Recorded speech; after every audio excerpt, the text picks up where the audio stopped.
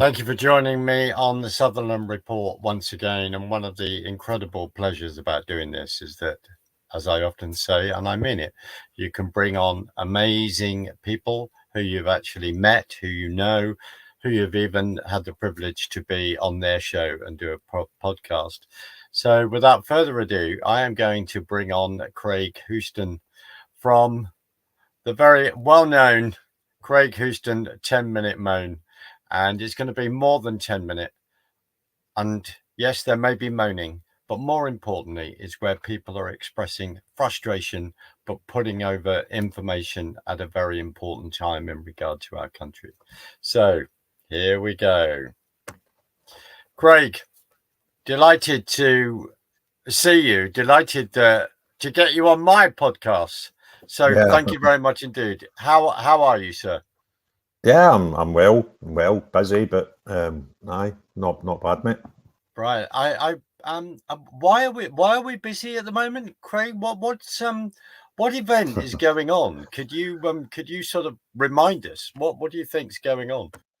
Well, I would normally refer to it as an election, but it doesn't seem to be that way just now. It just seems to be awaiting the coronation of Keir Starmer, because I think the election is already decided. I don't think there'll be any other outcome other than him being the Prime Minister, and we're just sort of showboating to get to that point. I hear you very loudly. Craig, first of all, can I commend you, not because this is brown nosing, but I genuinely commend you for what you're doing on your podcast and incredible information that you're bringing, because people are really appreciating that. And we only have to see that by the comments. And also a long form interview. There's one particular interview of late I want to get to. Right, this isn't a quiz, but can I just ask you a question? When did Margaret Thatcher actually step down, sir, as Prime Minister? I actually can't remember, but it was about 40 years ago. I couldn't put a date on it, but it certainly wasn't yesterday. Yeah, it was 1990. It was 1990. Yeah. So you are right. Your maths is good. So you made some comment on the SNP leader John Swinney in regard to making a comment in regard to drugs, in regard to the mortality rate of people living in Scotland going down. I just wondered if you want to you made a brilliant comment on that. Craig, why have we reached a point where people are blaming other events, other people that happened in 1990? Why have we got that atmosphere in regard to Scottish politics?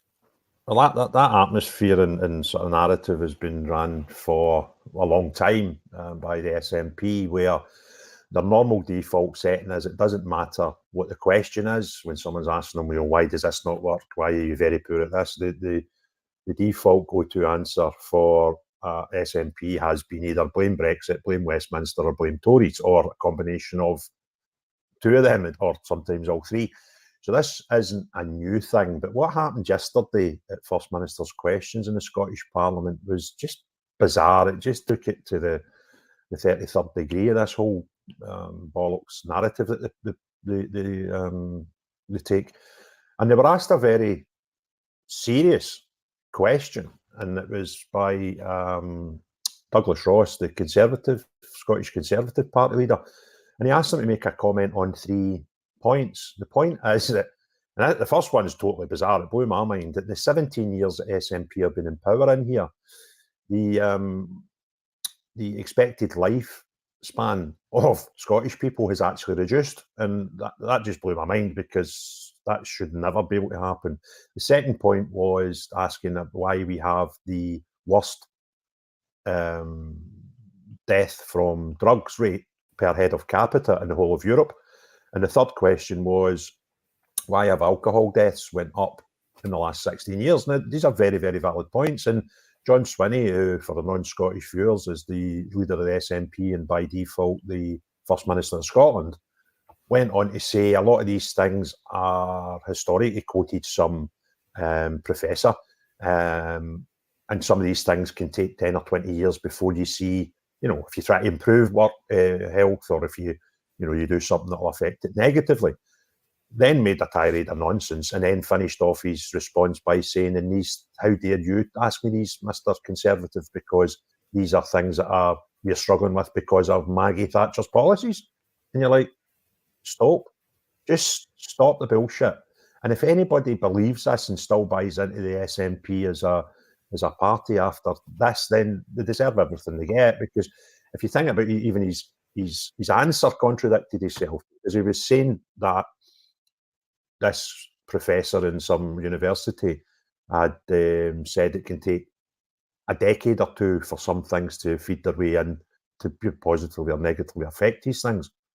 Well, that might or might not be true, but you can't use somebody's policies for 40 years to try and justify how shite you are at these three topics, you know. So it just, it's mental, mate, but that's Scotland and that's how politics works here. So if we're getting our maths right, we're in 2024. Margaret Thatcher left in 1990, so that is 34. That's 34 years ago. And how? Sorry, it isn't like 20 questions and literally trying to paint it dot by dot, but I think it's really important to clarify this, because you said it. You said it again yesterday, and you said it constantly over the last number of months in various interviews. How long has this party actually been in power in Scotland? Because it's like a cult narrative they've created. Now, I can completely understand why back in 2012, when we had the 2012 up to 2014, when we had the Scottish independence referendum and the sort of build up to that and the campaigning for that, you can kind of understand why nationalists would have been attracted to them, because at that time they were the only Scottish nationalist party. So that kind of made sense.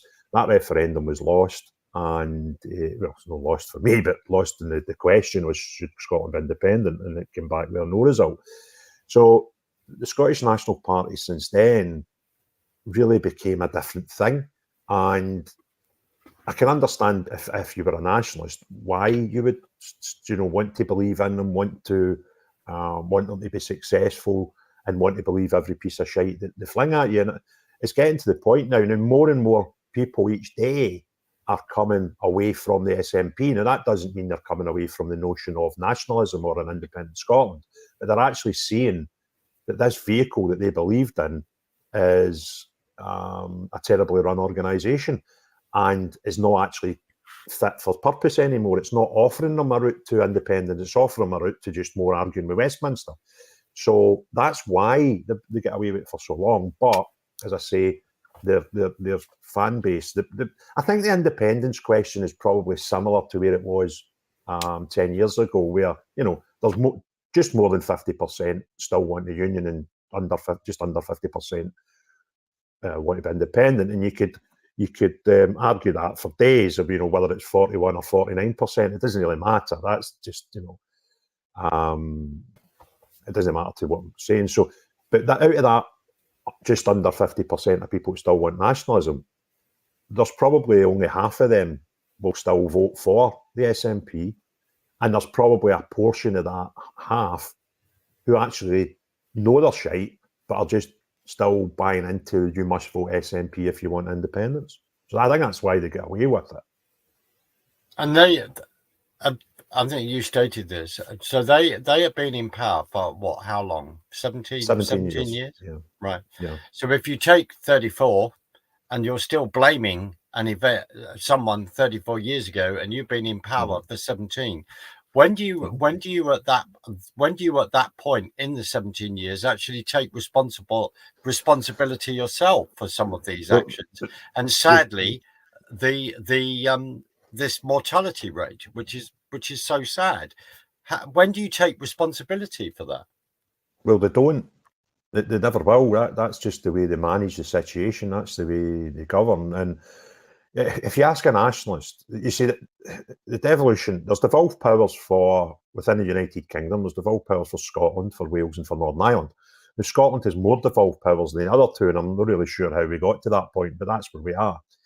And you get nationalists who are crying, it's no fair if, we're shackled, we can't make all our decisions. Then you ask them a simple question. Well, what powers do you not have that would suddenly make you be able to improve things if you can't do it with the book of devolution you've got just now? And they find it very difficult to answer. Because if they answered that and you said, okay, well, there's another power you can have, this would still be incompetent.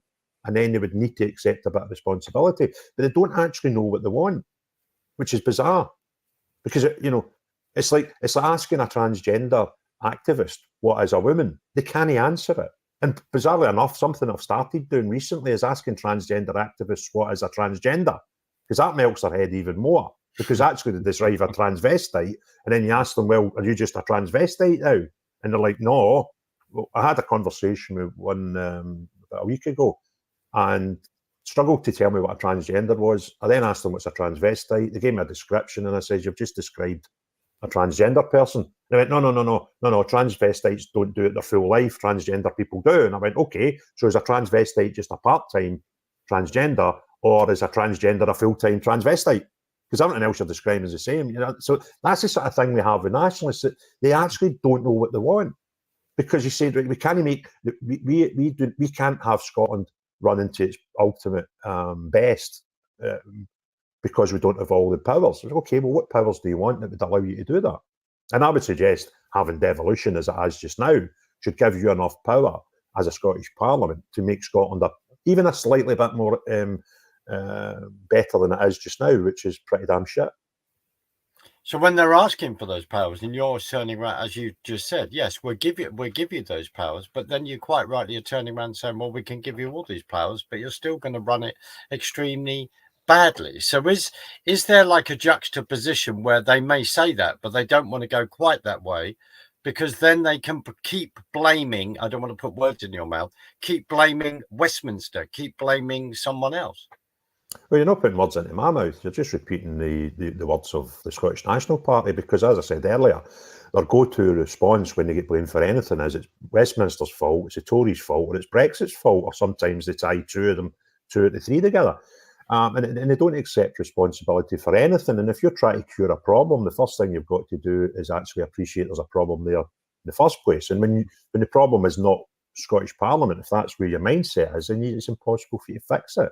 And yesterday, by actually blaming a woman who was in power up to 34 years ago, so she was in power 40 years ago, and some of her policies would have come in 40 years ago, they blame that for the current ridiculous situation in Scotland, where we're actually a country where our life expectancy is actually decreasing.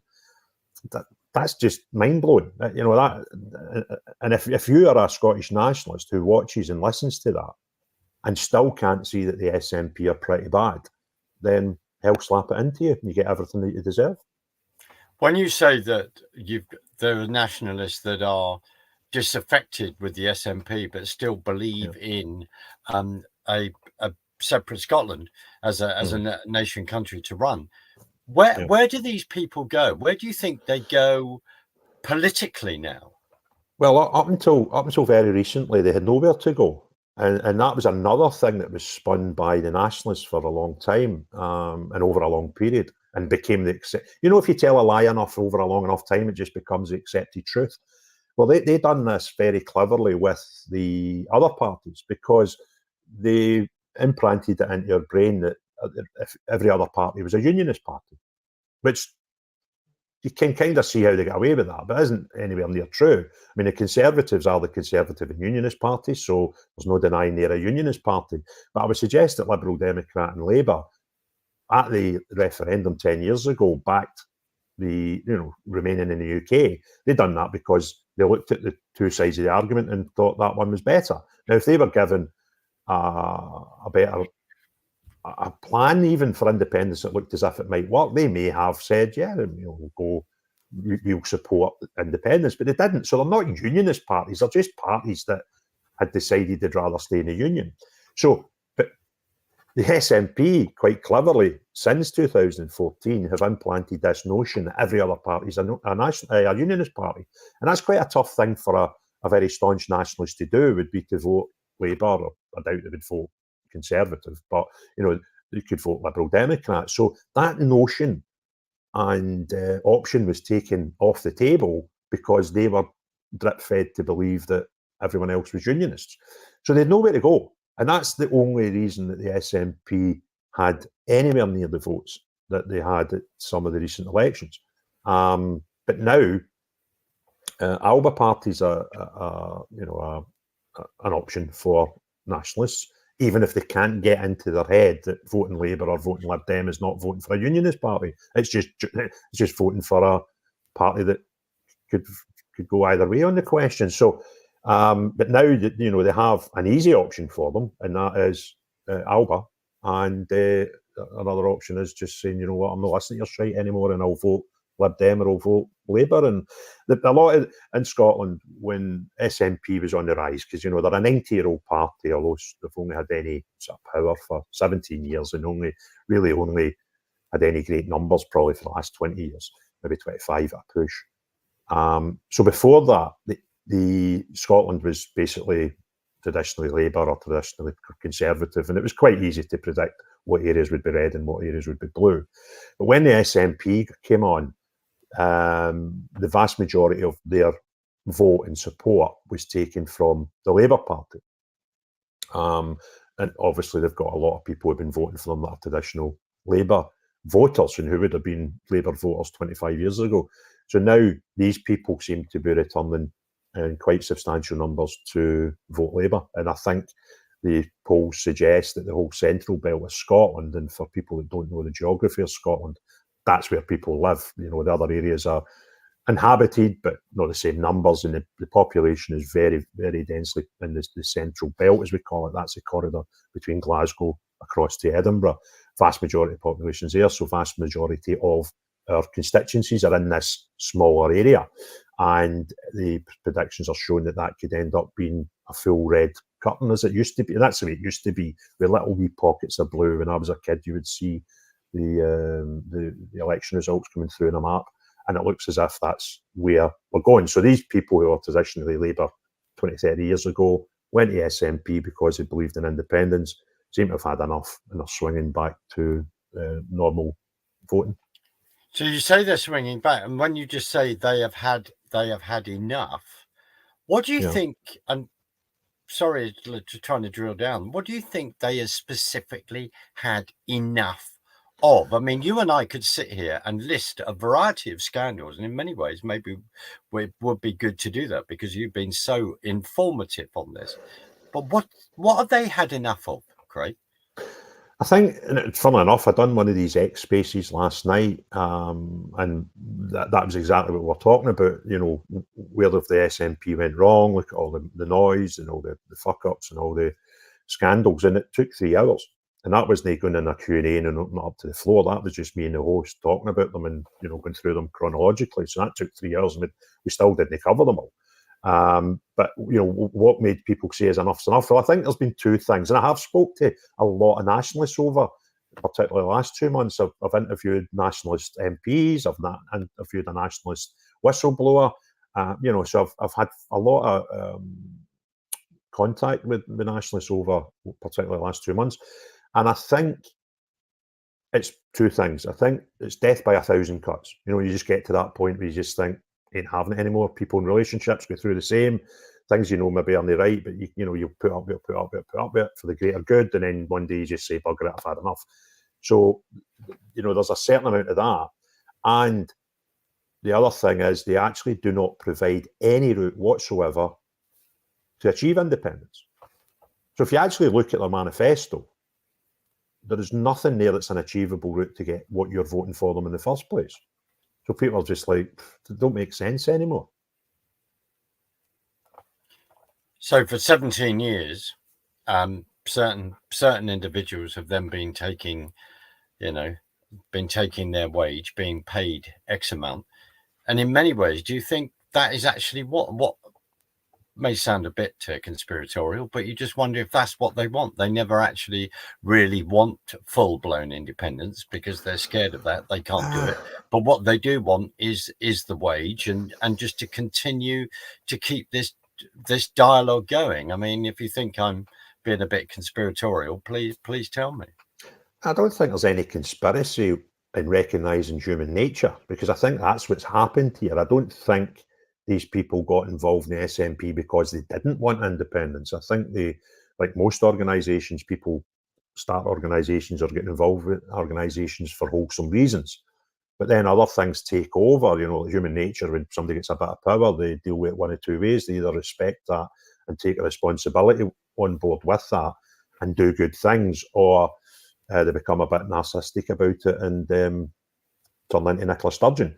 So, I think that's what's happened here. I don't think anybody's went, I'm going to start the SNP or I'm going to join the SNP for any other reason other than independence. But as they get in the role and then the party grow and the party become a government and the party, get more power, then people's mindsets change.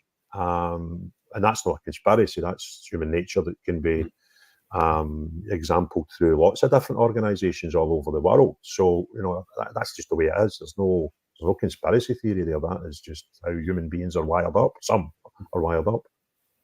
There's the statue of Donald Dewar in Glasgow, as you know. What do you think if he was, still with us? How would he, do you think, be viewing the situation now, do you think, in regard to the SNP and of course, the devolution to Scotland? But of course, being a Labour guy, he would turn around and say, I want the United Kingdom as a whole. But how do you think he would be viewing things and the goings on that have gone on over the last few years? Donald Dewar's a politician that I didn't agree with a lot of his philosophies, but Donald Dewar's a politician that I could see was a very hard-working man for his constituents. And then, as his bubble got bigger and his power grew, for a wider area, and then ended up the whole of Scotland. And a man that I see a few Donald Dewars, to be honest with you, in the political sphere just now in Scotland, but very, very few. People that just want to do good. And we might just have slightly different opinions on what their manifestos should look like. But deep-rooted inside a lot of people is a desire to do their job right, regardless of the colour of the rosette. And he was one of them. And, I could cite probably, a good number of them within Scottish politics over the years that I might not have agreed with, but I could appreciate that they're trying to do a good job. He would have probably been his similar opinion to me and a vastly growing number of people like me that just think it's complete lunacy and it's got to change. It's interesting because I remember and history is important, and to have a discussion like this when we look back to see where we are now, and we remember under the Blair years going into Gordon Brown years. Turning this whole thing of when, from an English point of view, in England, it was this whole thing of the West Lothian question. It just seemed that Scottish Labour MPs were then able to vote, then the input in regard to politics as a whole for the country, that they then people felt they had too much influence, say, on what was happening in England, for argument's sake. And it's quite interesting to reflect back after with devolution happened and people trying to even things up, Craig. I had a discussion with someone the other day that said in regard to Wales that they're then reliant on 85% of financing and money coming from Westminster. So it'd be the actual figure of trying to whatever tax is generated in England that goes that way. So asking the huge question, Craig, how can, in your opinion, if Scotland then, will go for independence again, how can it actually stand on its own 2 feet financially? How can it actually do that? Well, it's not my job to make that case, because I'm quite happy with status quo. The unfortunate thing for the independence movement is nobody in that side of the argument can actually put the answers on the table that make sense. And there's a bizarre situation of trying, that Mandela effect. There's a situation just now where we're actually trying to impose a Mandela effect on a nation with something that did happen and try to convince them it didn't. And that was the question of how we're going to finance ourselves being independent. And when it was during the referendum, the big play was oil. By oil, we can build our whole economy in oil, and we get to look at Norway. There's a country that's very reliant on its oil, and people suggest it's a successful country. So that's what happened in 2014. Then, about 3 years ago, the Scottish National Party lost their majority in the Scottish Parliament and had to form a coalition with the Greens. So now oil suddenly is a bad thing, right? So when they start talking about being independent, I can say, hold on a minute. In 2014, you told us we were going to build our future on oil. Now you're telling us oil's a bad thing. How are we going to survive as a country? And we actually have nationalists who will deny that that happened. It's like they're trying to self-inflict an Mandela effect on the whole nation and say, no, that's not what we spoke about. Like, well, it did. I heard you. And no. That, and you look at the white paper, and God, there's all these, sections on oil. And I say, well, can you remember using Norway as an example of what good looks like? Well, yeah, I remember that, but you can't remember oil. So why would you pick Norway to say this is a successful country? If you were wanting to pick a country that was stood on its own 2 feet, which wasn't reliant on oil, why did you not pick Spain? Why did you not pick Luxembourg? Why did you not pick Portugal? You picked one that's dependent on oil. So that's a sort of bonkers way they appear. You look at how the economy would work in Scotland, and there's you ask what currency you're going to use. Oh, we're going to use the sterling. Okay, so you're going to have no control over inflation. You're going to have no control over interest rates. You're actually no because you're going to, borrow this thing and just put notes in that are printed in England and controlled. But yeah, that'll be fine. Okay, well, why don't you join you're telling everybody you're going to join the EU. Why don't you adopt the euro? Oh, well, we don't want to do that. We're just going to use the pound. And it makes no sense apart from the mind of the most neurotic nationalist. So the arguments just don't stand up. And I'm not going to write their manifesto with a white paper for them and tell, how Scotland. I can't figure it out. But anything that they put in front of me, you just look and you think, that does not make sense. And then the ultimate argument is, it's all right, we'll sort it out once we're independent. And that's bonkers. And, we're going to be part of the EU. Now, the EU have already written to the Scottish government before and said, you can't just come back in. The whole process could probably take. This is a mad thing, right? And I just sort of stumbled on this morning when I was looking at social media and trying to digest what's happened in the last 24 hours of politics. And we're going to join the EU once we become independent, right? Let's say it took us 10 years to get independence. It would take approximately 20 years to join the EU.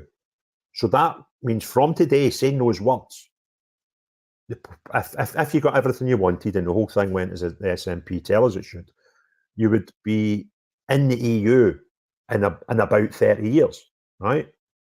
I don't think the EU will be around in 30 years. I don't think it will survive 30 years. So there's another thing that they're building this whole thing on, and it's just a fallacy. There's no links to reality in most of these things that are getting put forward to suggest why we'll be better being independent. And I think the real heart of it is some of the most neurotic independence lovers. They don't actually buy into the notion of being independent. They buy into the notion of having fuck all to do with England. And that's, they've been watching Braveheart too many times and actually think Braveheart is a factual documentary and not a fact-based movie that's got some truths in it. And these people live amongst us, and they're completely potty. I think I've just got my short clip in that last couple of sentences that I've heard you say a number of times, which I mean, sadly, we're on one hand smiling, laughing, but it isn't a laughing matter. It isn't a laughing matter at all, because as you say, we'll get independence and then we'll sort this out. We'll get independence and then we'll sort out the financial move from there. Right.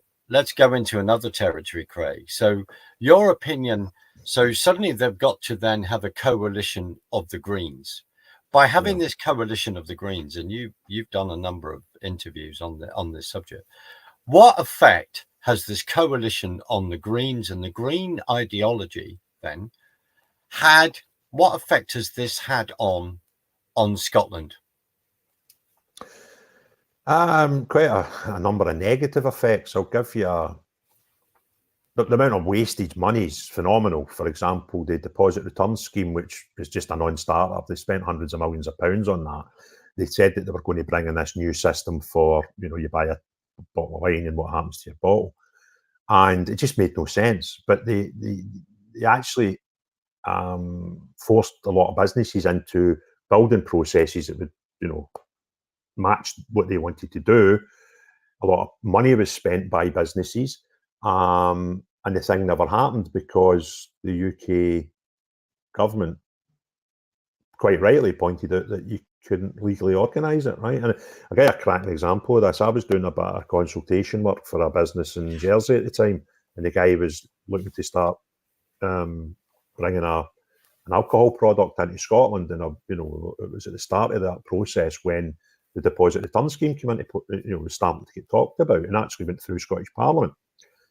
And he phoned me up one day. He'd got this notification about this thing that he didn't know about, and he was all panicky about how that was going to affect his business. And we're trying to launch this product, and what's the effect's going to be. And my advice to him was put it in the bin because it just won't happen.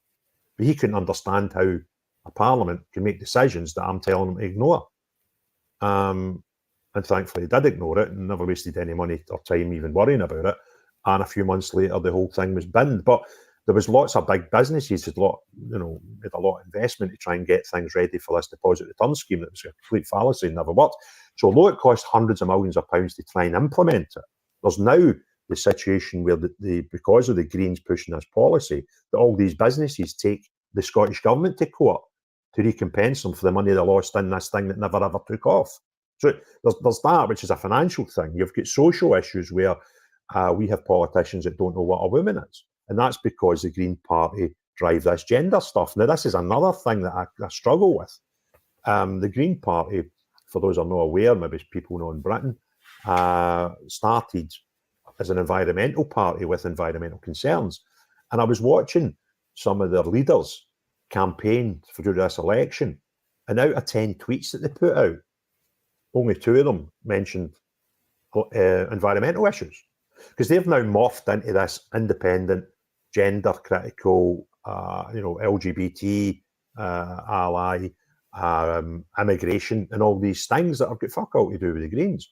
So I'm not sure where the cart and the horse was on that topic, but round about the same time, we started looking at the gender recognition, which allows people to basically sign a piece of paper and say, I'm a woman, without any, medical, sit down and talk to psychologists to figure out if that, what's going on here. So they try to push this through. And that was another thing that actually got through the Scottish Parliament and ended up in the highest courts in the United Kingdom before it got knocked in the head. So that I don't know who the horse and the cart was in that situation, whether it was Greens leading Nats or Nats leading Greens, but certainly since the coalition, that's became a problem. We had the hate crime bill that came out after the coalition came in. But it was actually spoke about before the coalition, to be fair, but it was passed when the coalition was in place. So the negative effects to the country have been unmeasurable for this coalition, and the only people that gained out of this coalition with any positive whatsoever was SNPs, because they actually managed to keep control for a little bit longer than they should have. The rest of it's just all been bollocks. And this is why as well you've got this turn away from gas and oil.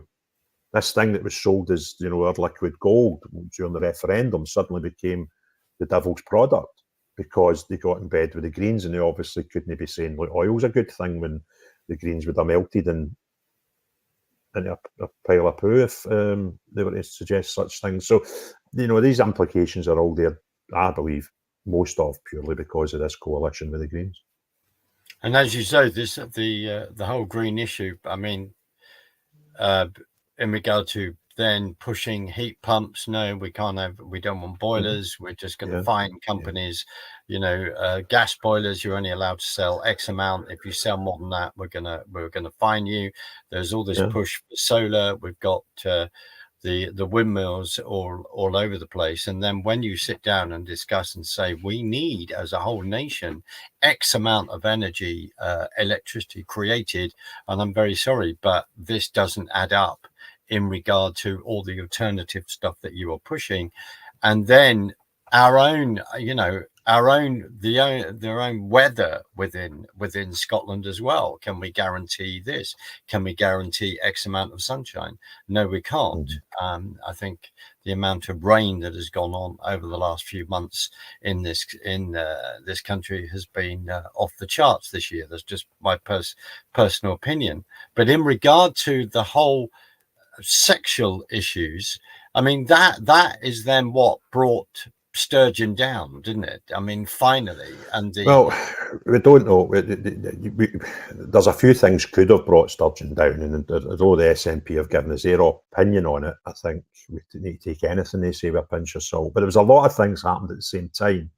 There was the uproar that the gender recognition caused. Not only was it knocked back by the Supreme Court, there was also a backlash of public opinion, and she left around about the same time. But then we found out, with hindsight, that I think it was a week before her resignation, the Branchform investigation, which is still a live investigation, that's investigating the party's misuse of funds, it became apparent that there was arrest warrants out for certain people, and she left within days of that. But we didn't know about these warrants because they were not in public domain at the time. So it could have been that. It could have been the gender thing. It could have been as she told us. She just miraculously woke up one morning and thought she'd had enough and it was time to move on, which is total bollocks. But that's what we're told. Yes, because we remember the scenes, don't we? The police around certain house, et cetera, an investigation. I mean, I don't know if you can comment on it, but where is Operation Branchform at? Where I can where comment. Is it at? Can comment on plenty of things with Operation Branchform. That's things that the police have put in the public domain themselves without fear of prosecution or bugging up an investigation. And where we're at just now is there was 3 people arrested last year. That was Nicola Sturgeon, her husband, and BT, who was the treasurer. They were all a year ago released pending further investigation. Since then, her husband, Peter Morrell, has been arrested and charged, and that the paperwork has been lodged with the prosecution service to decide on what action to take now, which could be take it to court or put it in the bin. I think the second one is probably highly unlikely because of the public nature of this. I think there's not going to be, you can't have a cover up now, it's too late.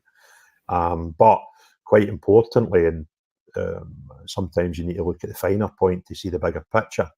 The last statement I seen from the police was to say that the man that had been arrested, the prosecution service have now been notified, the papers all put in to make, to try and get that to the next step. But also said very, very acutely at the end of it that other individuals are still being investigated. So that tells us that there could be further arrests. Obviously, that's just applying common sense and logic, and no breaking any laws by talking about that. And pointing out the word was not individual, it was individuals, plural. So that then tells you, and it's safe to talk about this, despite the sometimes barbaric reporting laws we have in Scotland, that there are obviously at least 2 other people still being investigated. So that's where we're at with it. And who knows? One of the things that we can discuss, and again, you can maybe draw your own conclusions and parallels to what's happening today. But while Nicola Sturgeon had stood down and the Scottish National Party were going through the period of electing their new leader, in the middle of all that, there was a warrant raised for to go and go through her house. I want to actually go through the door and and collate evidence.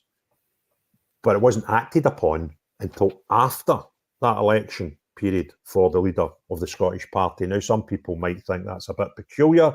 Some people might think that was some sort of influence. And some people might think the word election is still going about today. And guess what? Since the election was called, and right up until today, and we're only a matter of days away from the general election, there has been no movement in the Branchform investigation. So, is there parallels to be drawn from that? Then I'll leave that to you to decide. And the other thing that people may not know, that might be worth noting, people are not Scottish or quite up on how Scotland operates, the head of the prosecution service and the whole criminal industry in Scotland is actually a member of the Scottish Government's cabinet. If you want to think that's a safe thing, and people, conflict interests would suggest that these things would never be spoke about at cabinet level because that would be bad. And I'm not suggesting people do bad things. I'm just saying that obviously things like this, things like the previous First Minister's brother was arrested on a drugs charge, which became a murder investigation. And the person at the top of the tree was sitting in the same cabinet as the First Minister, whose brother-in-law was the guy who was arrested. Who am I to suggest these things would have any bearing on each other? And I'm quite sure the people in these positions would never allow a conflict of interest in anything they do. I hear you very loudly and you're putting facts, discussion into the public arena for people to make up their own mind. And I have to say, I'm not just saying this because I know you, I commend you for it and commend you for everything that you are doing. And in the last few minutes, and you have done interviews about this. There are discussions this in regard to getting the SNP out, right? And that for some of us, we're going to have to maybe vote for parties that we might not fully agree with, but we want to see a change. What is the advice? Where can people find that information? What organizations can they go to work out where the play is in their particular constituency? This is the thing, just to highlight the importance of this. And we're currently in a UK election phase just now, and will be followed up within the next 2 years for a Scottish Parliament election. And it's actually far bigger than just replacing the SNP here. Obviously, that's what a lot of people want to do. But as a byproduct of doing that, the way the politics work and the expenses, etc., in politics work, we could actually bankrupt the SNP by removing them from power, which means it's not a short-term fix, it's a long-term fix, because you can actually bankrupt and have their party not operating anymore if the results of the next 2 elections go the way I hope. So, it's a far bigger thing than just, let's get them out. Like, not that long ago, 12 years ago, the British nation decided to get Labour out, and that led to 12 years of Tory rule, and now they're going to run Parliament again. So it's even bigger than that we can do with the SNP. We could actually bankrupt them and probably make them to cease to exist. And the way to do that is to tactically vote. And we can tactically vote as Unionists and Nationalists now, because the Nationalists could quite simply vote for Alba, where they are on the polling card, because they're not in every constituency, but they are in quite a lot, about a third of the constituencies. There will be independent candidates that Nationalists could vote for if they still buy into this ethos of everyone else is a Unionist party, and that's a step too far for them. And then the Unionists, or middle of the road, that don't see themselves as Unionists or Nationalists, that just want to bury the SNP. There's quite a lot of data online, and I'll give you the link to the one I'm endorsing, and that's the Scotland and Union online one, where you put your postcode in and it tells you who you should vote for. And that's not just based on prehistoric 5-year-old election numbers, because that would be dead easy. You just look who came second to SNP 5 years ago. But that's made up from a lot of data and a lot of polls, etc. So that it's not just finger in the air. And to be fair, there's probably 2 or 3 different outlets giving 2 or 3 different versions of who you should vote for, and they don't agree 100%, but there's probably only 2 or 3 seats where they slightly vary. So regardless of what one you pick, you're not going to make a big, massive difference to the event. However, I've recommended the Scotland and Union one just because I've been able to speak to these people, at length, to say, look, see, before I endorse this and start sharing this and possibly affecting my integrity, how do you come by the figures? What do you do with these figures? How can I be sure you're not party driven, right? And I was happy with the information I got back in 2 quite extensive conversations to endorse that, and that's the Scotland and Union. And I'll get the link for that. I'll just look it up now, because it's not Scotland and Union is the website, but they have built a new website purely to have this asset in it. Scotland Union and tactically, it's tacticalvotescotland.uk. That's the website, and you go on there, and it's dead simple. You put in your postcode. It'll come back just to verify that this is a constituency and you should vote for X, Y, and Z. Now, quite the majority of those seats are the result will come back vote Labour, and probably 5 or 6 seats from memory will suggest you should vote Conservative, and I think 1 or 2 they suggest you vote Liberal Democrat. So, and the whole central belt is just vote red. The blue areas for Conservative tend to be borders or some pockets up northeast, and the ones where you would be voting Lib Dem are like Orkneys and some of the small islands up north. So the default is Labour, and it's vote red, and that breaks my heart, but I'll pinch my nose and do it. And I had a lot of debate about this last night when we done this X space. People say, I can't vote Labour, and my conscience would bother me voting Labour. And what I was saying to these people is, I can't dictate how anybody votes. I can only tell you what I'm doing. And I've had to go through this process in my own head. We have to just face facts. Whatever you vote, you are not going to make Keir Starmer be the next Prime Minister or not, right? That's happening. So if it's, I can't vote for Keir Starmer, I couldn't live with myself with being, putting in place a Labour leader. Well, it's kind of going to happen regardless of what you do. And the way I get it around my conscience is, I'll not feel great about voting Labour. However, the other option I've got is vote someone else. And I couldn't live with my conscience if I woke up on the 5th of July and my constituency returns an SNP candidate, Labour came second, and I voted for somebody that came 5th. That would melt my head. I couldn't cope with that. That would really annoy my conscience. It's a far easier thing to deal with, me actually just walking into a polling booth, squeeze my nose and putting an X next to Labour. That's an easy thing for me to do. I couldn't handle the alternative and not voting Labour and SNP still get in. So, because I know that as a byproduct of them losing a lot of seats at Westminster, it could lead to the eventual downfall and end of the party. So I'll do. I say this flippantly, right? Probably when to do it, but I would consider voting for the Taliban if I thought the SNP would get put out of power. That's how much I would probably. I was watching some videos this morning from what went on in America last night, and it just amazes me. But I would probably actually prefer Joe Biden as my MP than anybody for the SNP, and that man's evidently incapable of doing even that type of job. But again, your comparison, I would prefer Joe Biden the SNP, and that's how ridiculous SNP are. I think what you're describing is in many ways how frustrated, how desperate maybe desperate, maybe the wrong word, but how frustrated we feel, and what we have to actually look at to get things changed. Craig, I want to thank you for your time, and also before you go, I want to commend you for your excellent interview with Shannon Donoghue, and just I need to put a link in there for people as well to find that, because it's excellent, and also other interviews that you've been doing with incredible people, and also the lady that then was arrested under the whole hate crime laws, and of the particular age that she is, and it was just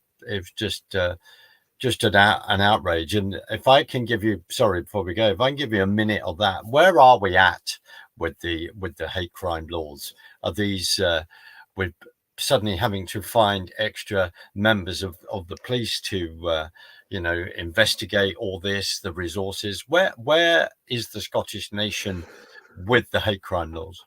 I think it's very much where I predicted it would be, and that would be no different from we were yesterday. Right? I done an interview podcast with one of the country's leading KCs, Thomas Ross KC, prior to it, and we discussed it, and he gave us his opinions on the law and what would happen. And my position at the time was it'll be a replication of what happened with the Offensive Behaviour at Football Act that was passed many years ago and was utter bollocks and ended up getting repealed, whereby what they were expecting police to charge you for doing, whatever it was that they found was illegal, was actually illegal before the hate crime came out. Because if you want to take to the streets and shout absolute nasty things at people, then you could be arrested for that before the hate crime came out. You get a breach of the peace, for example, for practically anything if the police don't like what you're doing. So, even if you said something that wasn't offensive and the police just decided they want to arrest you for it, they could just simply arrest you for a breach of peace. But there were laws in place that stopped me going out and being, very identifiably hurtful to people and inciting violence and all these things. You could have been arrested for all these things last year. You didn't need the hate bill to do that. So I don't, and I'm going to sit down. I've already spoke to Thomas about it, and we're going to do a follow-up to that once the hate bill, and we look at figures and see the real effect. So we don't have the exact figures now, but I don't know anybody that's been actually charged, went to court, and been found guilty with any crimes that came from the hate bill. So the result is there's no change in terms of criminality. But what we have seen is, not me, I've always been careful. What I've said, I've never went out deliberately to offend anybody in my life. But I do understand some things I say may be construed as offensive, depending on whose ears they're falling on. So I've always been careful what I say in public. But what happens is some people, and I include Thomas Ross KC, because he actually told us this during the podcast, will not get involved in debates for fear of being found offensive. Not offensive by your measures or mine, offensive by whoever it is that makes up the measure of what's offensive. Yes. So debates been stifled. People are not able to talk. And, but bizarrely, although, because the gender issue, the volume in that has probably been turned up since the hate crime, which is a bit weird. But that's just because of other things that's happened, men in women's prisons and I don't know if you've seen the interview I'd done recently with a mother of a 4-year-old who was sexually abused in a toilet, which was a same-sex toilet in a nursery school. And I'm thinking, how did we get there? And all these things are a byproduct of this transgender activism and push for communal everything. But people are, quite watching their words. And there could probably be a lot of people like Thomas Ross QC who said he will never talk publicly about gender. People like that are very educated and very knowledgeable that could provide a valuable part of that discussion. They just don't take part in the discussion.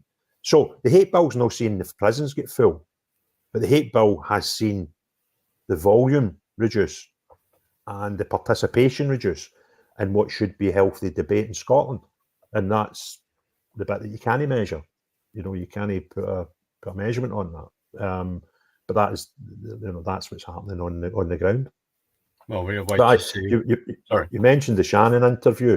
There's, my podcasts have taken a weird route where I'm obviously a unionist. I never, hide for that fact. I never try and camouflage it. I think that's an acceptable position to be in life, so I don't see why I should try and camouflage it or tone it down.